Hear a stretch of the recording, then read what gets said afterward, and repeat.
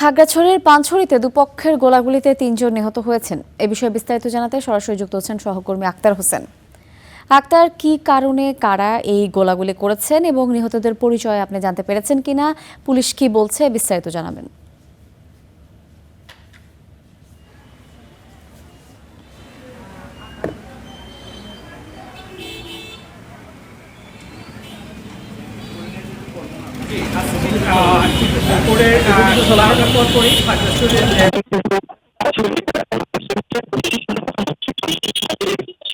সংঘর্ষে ৩ জন নিহত হওয়ার যে তথ্য আমরা পেয়েছি এবং সামাজিক যোগাযোগ মাধ্যমে সেগুলো ছড়িয়ে পড়ে, এবং আমরা সে বিষয়ে পুলিশের সাথে কথা বলেছি।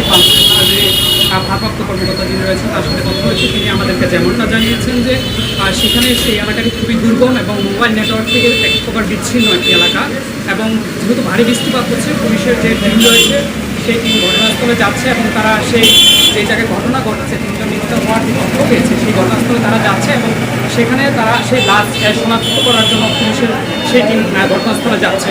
এ ছিল আমার কাছে আসলে খাগড়াছড়ির পানছড়ির ঘটনা, এবং পরবর্তীতে লাশ শনাক্ত এবং লাশের যে পরিচয় সেই সব বিষয়ে তথ্য পেলে দর্শকদের জানানোর চেষ্টা করব। আক্তার, আপনাকে অসংখ্য ধন্যবাদ। আমরা নিশ্চয়ই আপনার সঙ্গে আবার যোগাযোগ করব বিস্তারিত জানতে।